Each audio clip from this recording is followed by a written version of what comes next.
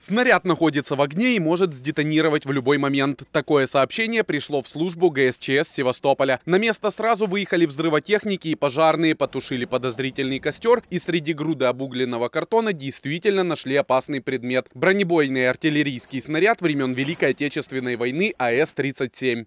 Никогда не подхожу к этому делу.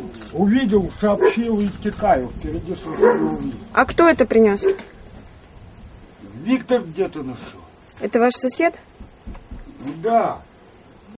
Человек, который кинул снаряд в огонь, сам закрылся в доме, ни милицию, ни спасателей к себе не впустил. Тем временем сотрудники госслужбы по чрезвычайным ситуациям нашли еще два опасных предмета: 100-граммовый артиллерийский снаряд и полукилограммовую ручную гранату. Последняя оказалась самой опасной.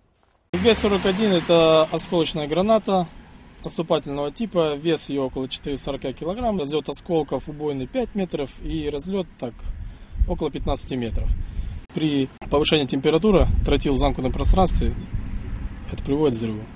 Кроме того, бронебойный артиллерийский снаряд тоже оказался на боевом взводе. От огня он мог в любой момент взорваться. И хоть разлета осколков у него почти нет, последствия могли быть плачевными. Все опасные предметы спасатели сразу же отвезли на полигон, где и обезвредили. Александр Губарев, служба новостей ИТВ, Севастополь.